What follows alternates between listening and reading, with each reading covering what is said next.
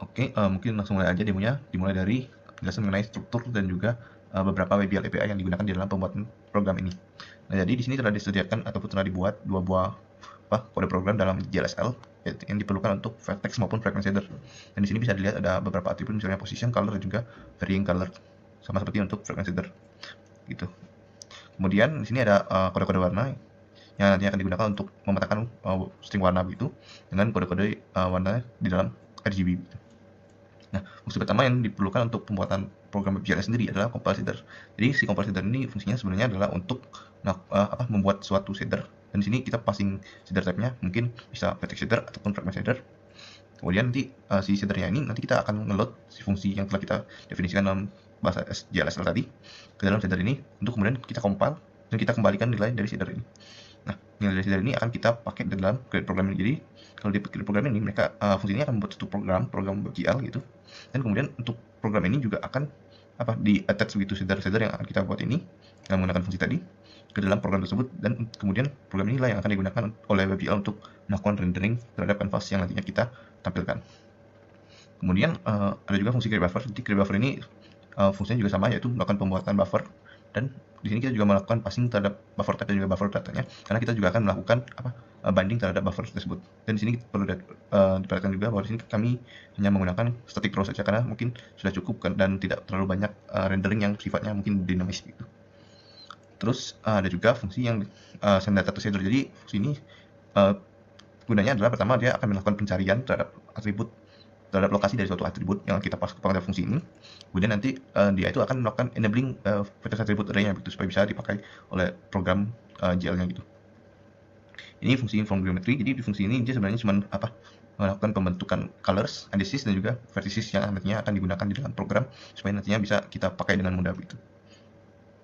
Kemudian ini ada fungsi render objects. Jadi render objects ini adalah fungsi keseluruhan gitu. Jadi dia bakalan enabling buat dev testnya, dan juga dia akan melakukan clearing canvas dengan menggunakan color buffer bit. Kemudian nanti di sini juga akan disediakan default arguments begitu. Jadi di sini ada buffer offset kita set 0 awalnya. Kemudian ada primitifnya, model primitifnya yaitu kita set sebagai line pada awalnya, dan juga untuk buffer primitifnya kita set sebagai uncensored. Jadi nanti untuk setiap objek yang kita pass ke dalam fungsi ini kita akan melakukan rendering, tetapi di sini kita perlu ngecek terlebih dahulu shape-nya itu yang akan digambarkan seperti apa. Misalnya di sini kita ngecek primitifnya line atau triangle ataupun triangle strip begitu, sesuai dengan shape yang akan kita gambarkan begitu. Dan nanti kita akan menggunakan API draw elements yang akan menggunakan informasi-informasi tadi, seperti misalnya vertex count, kemudian ada buffer primitive dan juga buffer offset. Dan nantinya buffer offsetnya ini akan kita tambahkan sesuai dengan jumlah vertex count tadi, supaya nantinya bisa JL-nya itu bisa lanjut menggambarkan objek-objek yang lainnya gitu. Nah, setelah itu ini adalah ibaratnya adalah fungsi main-nya begitu. Jadi dia ini akan memanggil fungsi-fungsi yang tadi disebutkan tadi, dan juga akan melakukan pembuatan buffer. Dan di sini mungkin nilainya agak berbeda, ada yang float untuk vertex dan juga color ya, karena memang nilainya float, dan juga ada yang untuk indices itu nilainya adalah uncensored integer 16 bit. Oke. Nanti di sini juga akan dikirimin nilai-nilai tersebut dan nanti bakalan di render objects. Nah, fungsi ini nanti akan dipakai di sini. Jadi nanti dia selain menentukan viewportnya, terus kemudian melakukan clearing tadi yang sama dengan tadi, dia juga akan melakukan rendering terhadap semua objek yang nantinya kita pass ke dalam sini gitu. Oke, jadi mungkin untuk cobaan misalnya untuk melakukan penggambaran garis, di sini kita udah input mode-nya sudah secara default adalah draw, dan juga step secara default adalah line. Jadi di sini kita bisa langsung pakai saja program ini. Nah, jadi kalau misalnya kita ingin menggambarkan garis, kita hanya perlu melakukan clicking pada canvas itu. Jadi misalnya posisi pertama di sini, kita tinggal perlu melakukan clicking sekali lagi untuk menggambarkan garis tersebut. Jadi di sini juga akan terdapat garis ini sesuai dengan dua posisi tadi yang kita klik. Nah, untuk melakukan resizing atau pengubahan ukuran garis ini bisa dilakukan dengan menggunakan input merge resize, dan kemudian kita akan mengklik objek yang ingin kita resize gitu.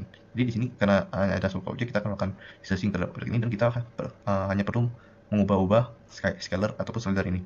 Ini untuk membesarkan ataupun ini untuk memperkecil ukuran dari line tersebut.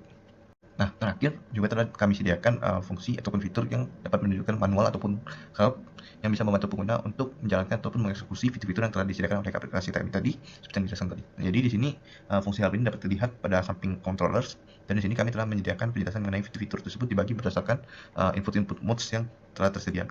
Ada drawing, resizing, moving vertex, filling color, dan juga disertai dengan penjelasan mengenai fitur save maupun load data model dari luar gitu. Oke, mungkin sekian demonstrasi yang bisa kami lakukan terhadap aplikasi yang sedang kami buat. Terima kasih. Ya, perkenalkan, nama saya RB Wisnumurti dengan NIM 1351923 akan memperagakan untuk bagian menggambar persegi panjang, menggambar persegi, dan mengubah ukuran sisi persegi. Pertama, untuk menggambar persegi panjang, kita pilih input modes yang draw, lalu kita pilih bentuknya rectangle, dan kita bisa pilih warnanya, misalnya biru. Dan kita klik aja, nanti akan terbentuk dari titik mouse berada ke kanan. Dan ini muncul persegi panjang. Lalu kita next akan membuat persegi. Pilih shape types-nya yang square. Lalu tinggal klik saja. Ya, lalu muncullah bentuk persegi. Lalu yang terakhir, untuk mengubah ukuran sisi persegi, kita harus masuk ke input mode resize, lalu kita klik perseginya. Ya, nanti dengan kita mengubah size square ini. Jika ingin memperbesar, kita geser ke kanan, dan jika ingin mengecil, kita geser ke kiri ke arah minus. Ya, seperti itu. Terima kasih.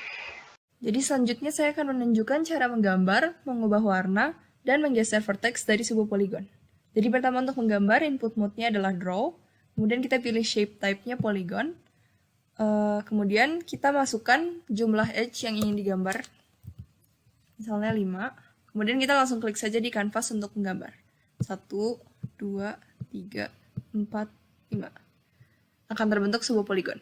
Kemudian untuk mengubah warnanya, input mode-nya diubah menjadi fill color. Kemudian kita pilih shape color, misalnya blue. Kemudian diklik saja poligonnya untuk mengubah warnanya. Selanjutnya untuk menggeser vertex, ubah input mode menjadi move vertex. Kemudian kita klik salah satu titik sudut dari poligon ini, kemudian bisa langsung digeser.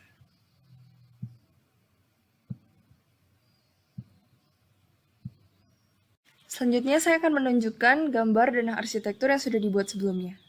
Pertama kita akan load data, memilih file, yaitu data.json. Ini adalah dana arsitekturnya. Untuk filenya sendiri adalah seperti ini yang baru saja dibuka.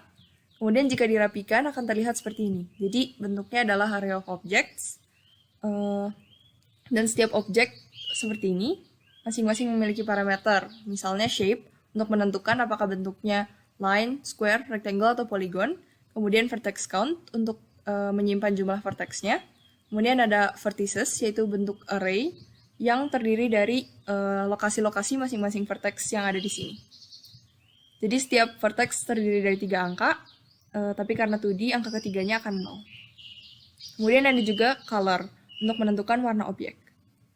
Jadi, denah yang sudah dibuka tadi dapat diedit seperti biasa. Misalnya kita mau move vertex yang sudah ada. Seperti demikian. Nah, kita juga bisa menambahkan objek baru. Misalnya kita coba draw sebuah polygon yang sisinya 4. Misalnya warnanya red.